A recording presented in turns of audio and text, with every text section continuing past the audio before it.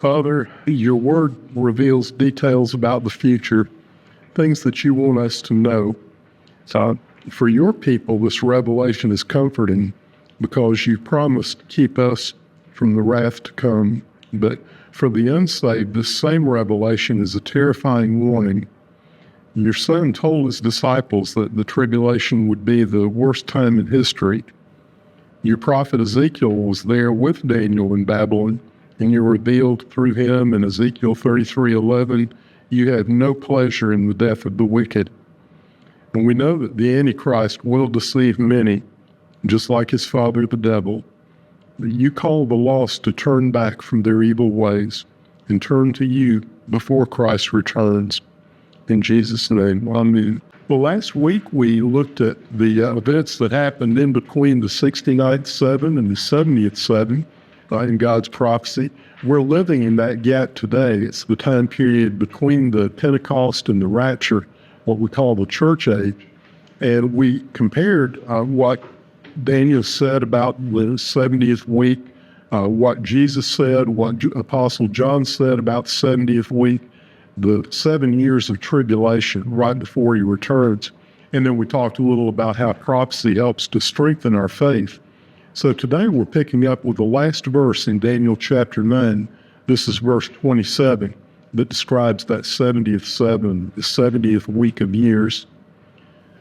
And he shall make a strong covenant with many for 1 week, and for half of the week he shall put an end to sacrifice and offering. And on the wing of abominations shall come one who makes desolate, until the decreed end is poured out on the desolator. So the events here in this verse 27 mentions the covenant, mentions the end of the sacrifice, of the abomination. Those are things that have not yet occurred. We don't find things in world history or church history. And just some bullets here talking about the constraints that you have on that time period. 70th week could not occur before the triumphal entry. So when Jesus rode in on the donkey, March 30th of 33 AD, the 70th week could not occur until that event because that marked the end of the 69th week. That was the end of the first 69 sevens. And then in between that period from the crucifixion of Jesus up until 70 AD, that's when the Roman army came in, destroyed Jerusalem. The 70th seven could not occur during those years from 33 to 70 because Jerusalem, the temple, all had to be destroyed before that 70th week could be fulfilled. And then you think about the time period since 70 AD, after the temple was destroyed. The 70th seven could not be fulfilled from that date even through today because it can't happen without the temple. So we'll talk more about that later in the lesson, but it's just saying that these are some of the reasons we know that this 70th week is in the future, even for us. It has not happened in history. So the literal fulfillment requires that 70th seven to be in the future, which means that there's a gap, there's a period of time after the 69th week and before the 70th week. And when the abomination appears in the Jerusalem temple, that's when the Great Tribulation begins. Jesus talked about that in Matthew 24. And that's going to begin that final 3.5 years before the second coming. And that's sort of the worst out of the worst. Jesus said the whole tribulation will be the worst time in history, but especially those last 3.5 years. And when you read Revelation, as you go from Revelation chapter 6 through 18, you see how it gets worse and worse as those judgments are poured out. Well, the wicked individual that we see here in 927, and also it was back in Daniel chapter 7, Revelation chapter 12 and 13, and Revelation 19, when Jesus returns, that individual is going to be judged at the second coming. Sometimes he's called the beast, sometimes the Antichrist. In this case, in Daniel 9:27, he's referred to as the he, and that refers back to the person in the previous verse, the prince who will come, or the ruler who will come. So the key is, who does that he refer to? Who's the antecedent? And the normal rule in grammar is that he refers to the nearest possibility right in front of that. So if your sentence begins with he, you look back in the previous sentence, who was the male mentioned right before that, the closest possibility. And that's the prince, the ruler who will come, is the subject of this verse. And this is what we call the normal meaning, the plain meaning, just the literal, natural meaning in the Bible. You read what the verse says, and that's what the premillennial view believes, is that this person will set up the abomination, he will be destroyed by the second coming of Christ, and when Christ arrives, he will set up that 1,000-year millennial kingdom. So the abomination here in verse 27, it was something still in the future when Jesus talked about it, Matthew 24. And the whole chapter 24 is talking about the time of tribulation just before Christ returns. So that 7-year event, that's something that's still in the future, even when John wrote Revelation in 95 AD, he talks about it in the future tense. So 95 AD, that year, it happened after King Antiochus died. We talked about Antiochus Epiphanes earlier. Revelation was written after Jesus died on the cross, written after Titus and the Roman army destroyed Jerusalem in 70 AD. So it's future to all of that.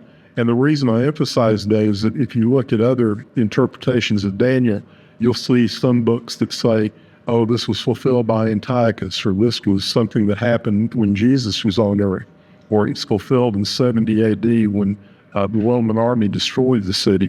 But the 70th seven has to come after all of those things because the Bible says it's still in the future. Now, this final 7-year period, the 70th week, has never been fulfilled in history. We don't find anything that matches this description as you look back.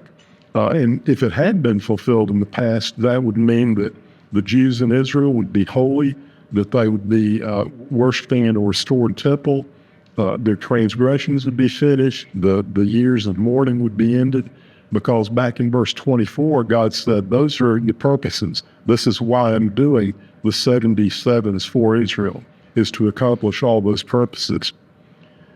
The covenant with many, this is an alliance between the Jews who don't believe in Jesus and the Antichrist. The Jewish leaders are spiritually blind, but they can't see the truth that Jesus is the Messiah. And so they're ignorant of their own scriptures and how the Old Testament points us to Jesus. But you look at what the Jews want more than anything, that is for the temple to be restored. They want to go back to those Old Testament sacrifices that they had up until 70 AD.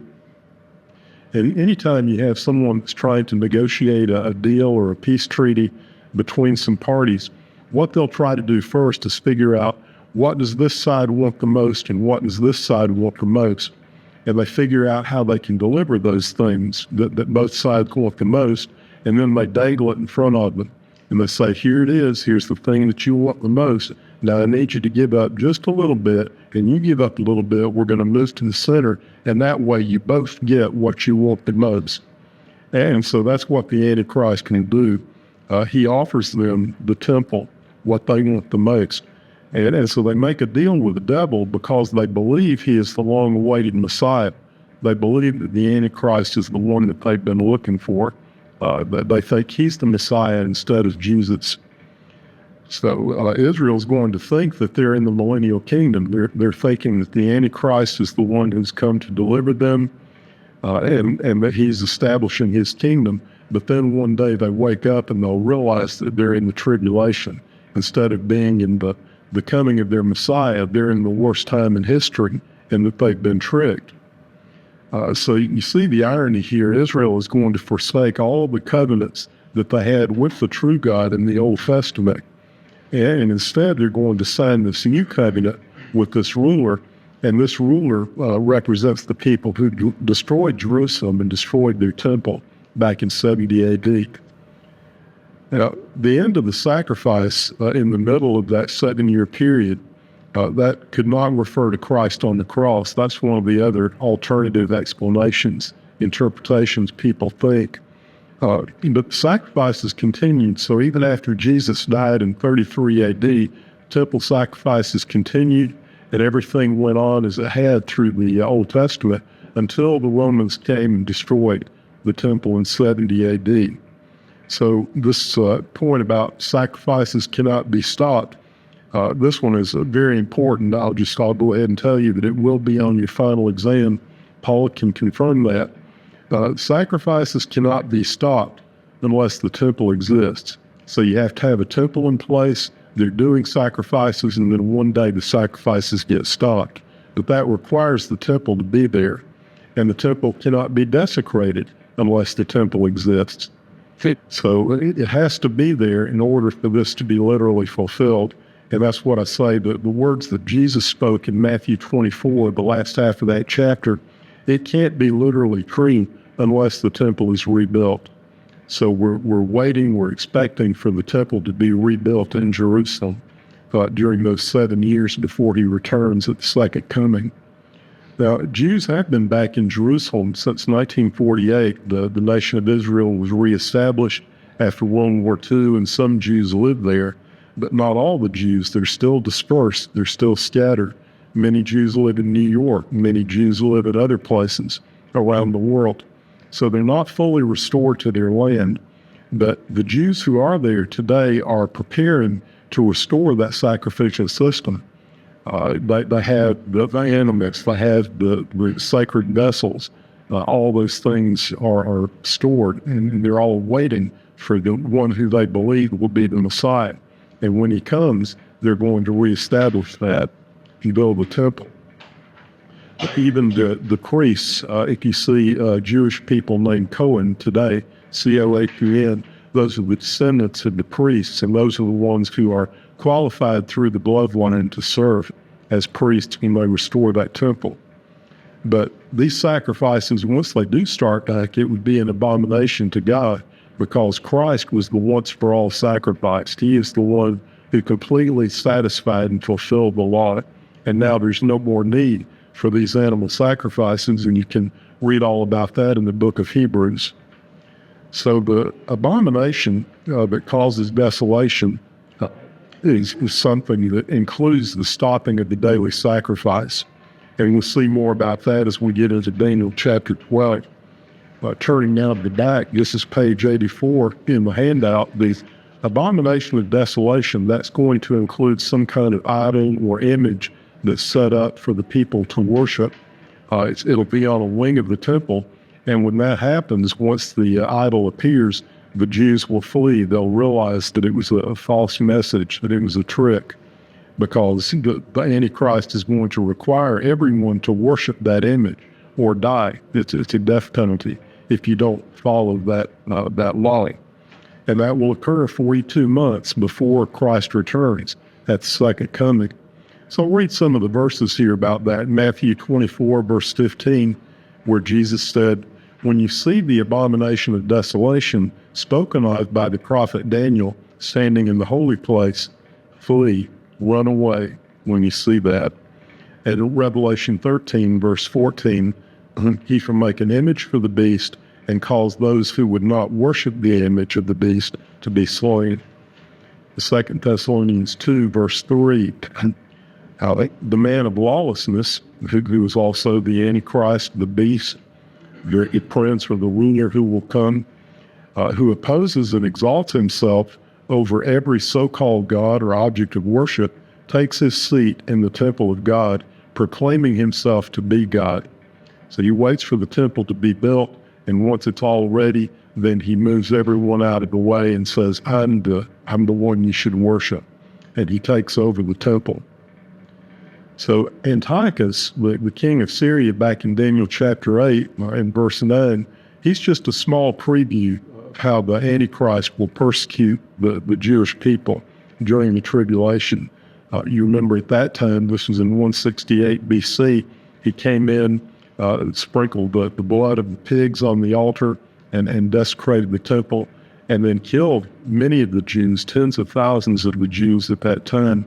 But that's just a small glimpse of what will happen during this 7-year period at the end.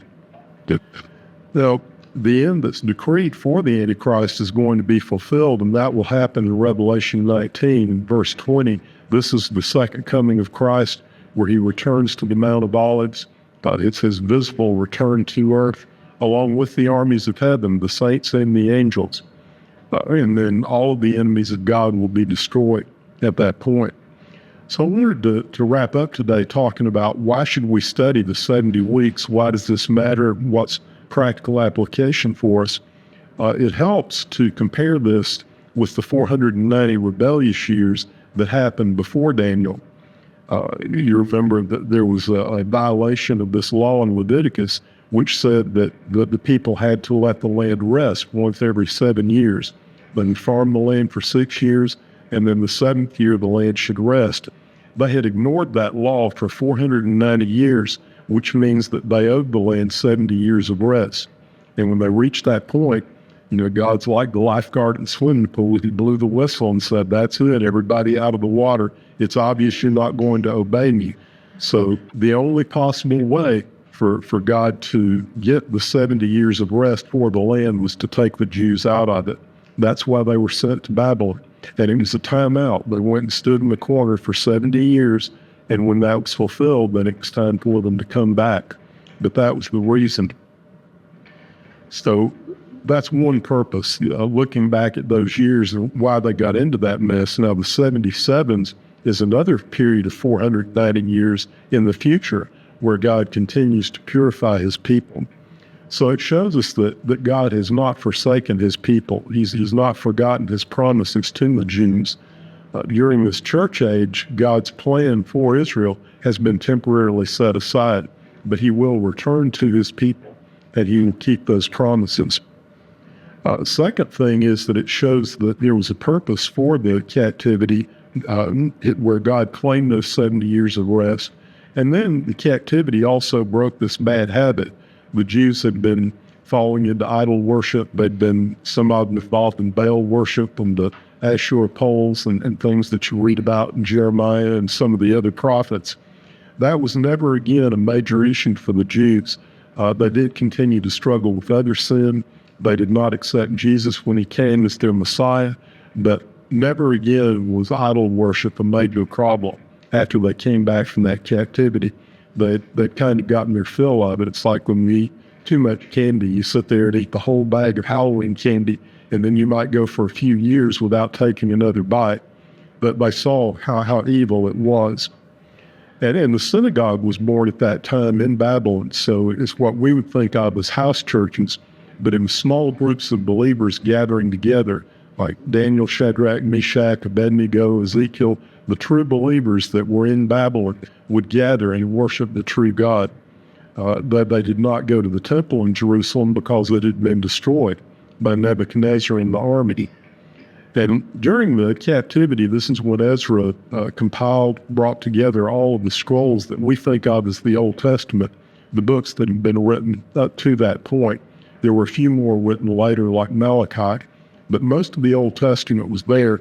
The earliest copy that we find of the Old Testament is the collection of scrolls that Ezra put together in Babylon during that time.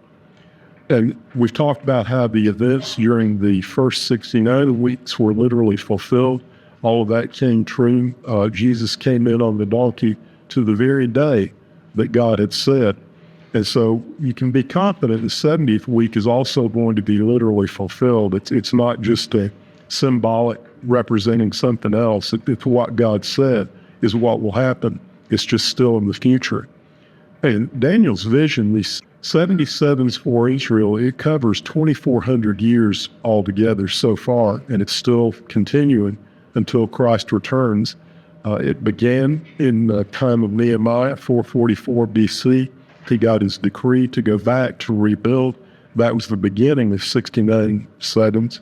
And then it's going to end, the end of the 70th seven is at the second coming. And those first 7 sevens, the first 49 years, that was the period where the city, the streets of Jerusalem were rebuilt right after Nehemiah went back. And the Old Testament, the last books, Malachi, and those were written during that period by about 430 BC. And then 62 more sevens would pass, 62 times 7 years. That's when the Messiah came on the triumphal entry, riding on the donkey, people waving palm branches. And so that was the event that ended the 69th seven. Now, then he was cut off on the cross at Calvary, and there's this gap between the 69th seven and the 70th seven. During that gap, Jerusalem was destroyed by the Romans in 70 AD. Then the church age, you had the time from Pentecost to the rapture, the church was born. And at the start of the 70th week, this is where Israel signs the peace treaty with the Antichrist. The covenant's going to solve this Arab-Israeli conflict that's been going on for 4,000 years now. It goes all the way back to the time of Abraham, those sons, Isaac and Ishmael, where the two lines began to divide.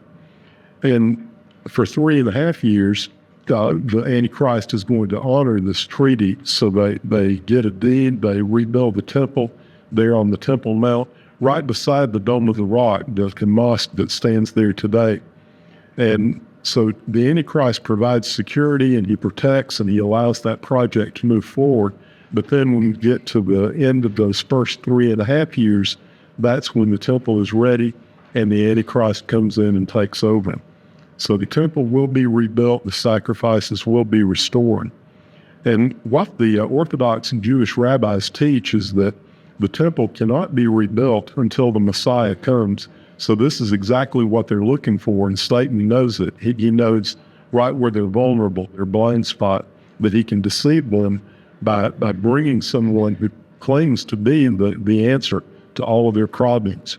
And so they'll move forward and rebuild the temple, trusting in that. But they're being deceived. They think that this Antichrist makes the rebuilding possible. The Jews are tricked, and they think that the counterfeit is the Messiah. So they're worshiping him is because they think he's their Messiah. And at the middle there, the 3.5 years into that 70th week is when Antichrist will turn on Israel, and he desecrates the temple. And then the 3.5 years after that, the time of terrible persecution, the Great Tribulation begins for Israel, and the Jews will be scattered again. The temple will be desolate because the worship of true God cannot happen there with the image of that idol set up. So the 70th seven for Israel and the times of the Gentiles, all of that will come to a conclusion in Revelation 19 when Jesus returns. And so it's kind of a replay of the Exodus. You think about how Israel was delivered. They had been in hard bondage for a period of centuries, 400 years.